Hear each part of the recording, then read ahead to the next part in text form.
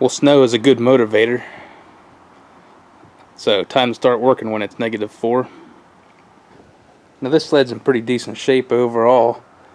The skis are rotted out, so we'll have to change those, and I don't know, it probably hasn't run for 15 years, so we got to give it a thorough once over, probably redo the fuel system, hopefully get it running. Well, I don't know what's happening all of a sudden.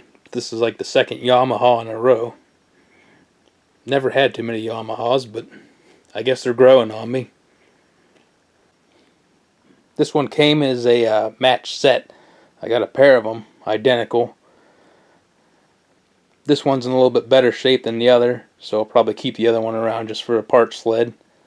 Although, I mean, could almost make 2 running sleds out of them, but you know, you can only ride so many at one time. Kind of a shame that that seat's tore up. The rest of it's in, you know, usable condition.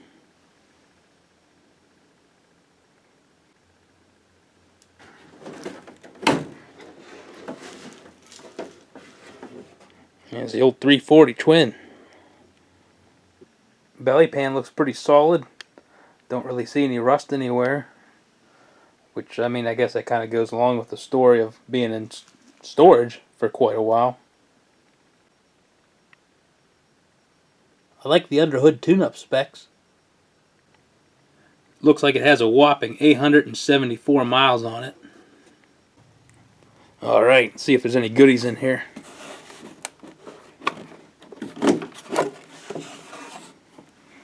Oh, it looks pretty stock.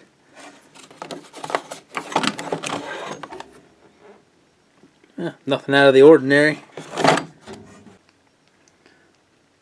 Definitely got a little bit of the oldie moldy disease going there.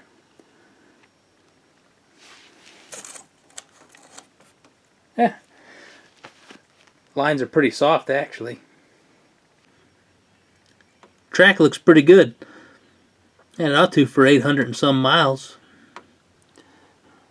Well, that choke's going to be a problem. Looks like the plunger's seized in there and they yanked out the cable. Hopefully that's not too much of a pain. We're going to start soaking that in PB Blaster. I bet you that's the original belt. Mitsubishi. I'd say it's seen better days though. Well, that airbox, compared to the 250 enticer I worked on, that's like 10 times easier to get out of there. Good job, Yamaha. Now, unfortunately, all the other fuel lines seem to be really brittle. And I'm not exactly sure how I'm going to get to all of them with that case on there. I'll have to rip it apart. No mice in the airbox, but we found where they've been hiding.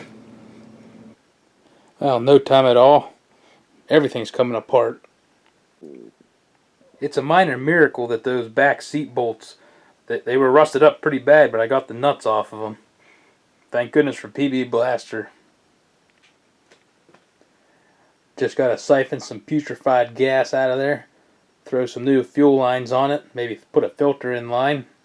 And get to work cleaning that carb and fixing that choke cable.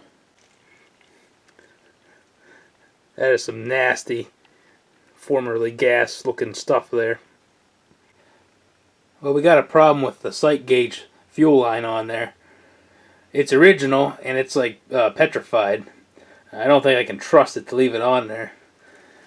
Of course the gas tank won't come out because the hold down bolt is seized up solid. So we're going to have to chop it apart and wire it back together as best we can. Seems like there was mice everywhere in this thing, except for the airbox. Well, that would be like the worst possible spot for a fuel leak. And that line doesn't look very good.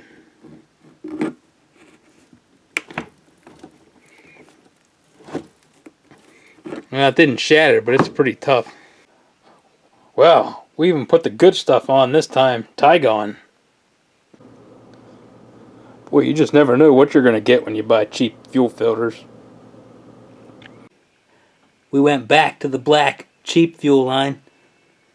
Not going to use that expensive stuff on everything. I mean, it's kind of an important task, so I recommend doubling up on the zip ties. External surface grunge isn't a good sign, but it's no telling what's inside.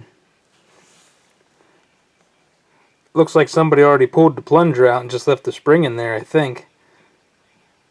Might have got lucky. Oh man.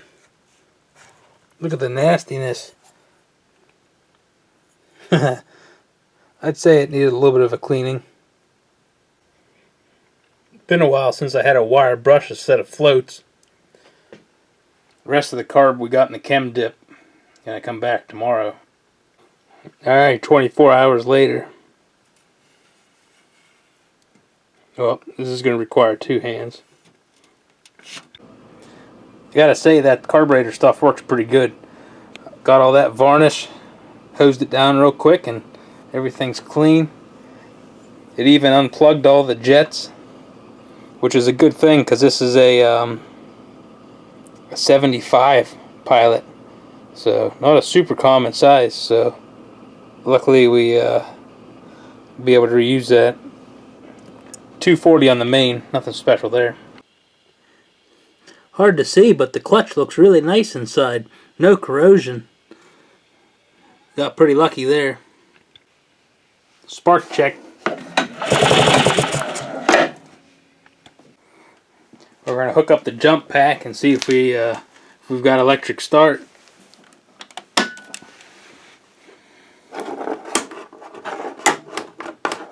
Oh, it clicked.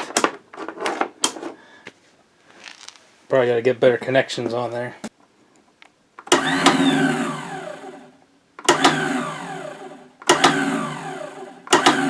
We got some starter action. Time for the hammer. It's just a dead blow, so it doesn't count. It's not in the easiest places to get to. Well, spinning was all we got, so we'll have to come back and revisit that electric starter another day. Now I salvaged these skis off of an Enticer 250 because these skis had to be replacements. They were way too nice for that sled. This sled, for some reason, must have been sitting on a wet surface or trailer or something because the skis are rotted out, but the rest of the sled's decent. So we're going to swap those over. Found these out back in the carbide pile. I bought these like 6 or 7 years ago for another sled project that didn't quite come to fruition. So now they're being put back into service. I'd say they got their money's worth out of that ski. Now we gotta drive those old seized up cotter pins out of the bolt. My favorite tool for doing stuff like this is a spring-loaded center punch. Usually knocks them out fairly easily, if I can do it left-handed.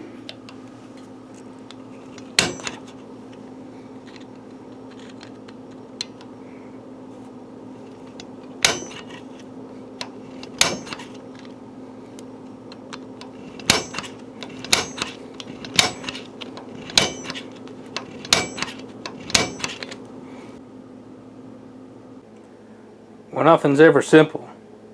There's the saddles on the new skis I want to put on. And there's the ones on the originals. So we gotta swap them out.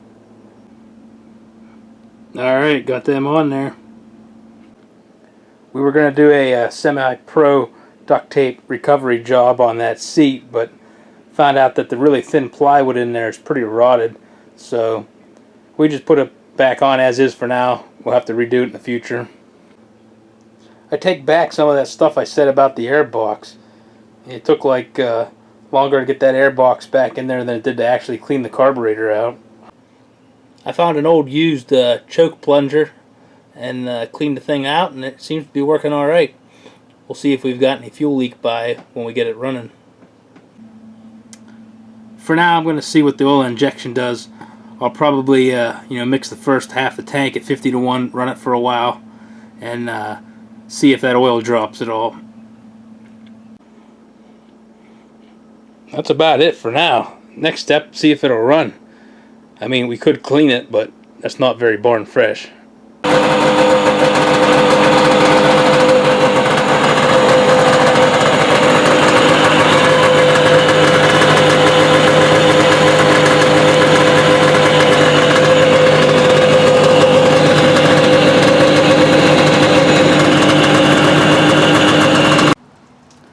Well, after a quick test run, there's something making a heck of a racket down the track and suspension area.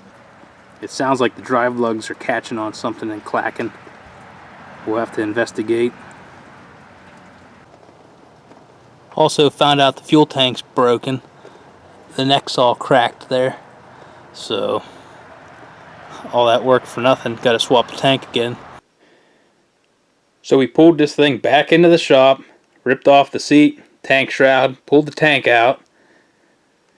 And while I was rummaging around back in the parts pile, I actually grabbed the tank just to throw as a weight onto a tarp, you know, to keep it from blowing away.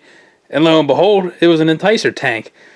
So I was like, that's sweet. I won't have to pillage the other parts sled for it. Got one out and ready to go. Double check that the filler neck is intact. We're all good there. I start cleaning out the tank with, you know, some old gas to get all the grunge out. Next thing you know, it starts leaking out of a little hairline. Almost looks like a tank defect down there at the bottom.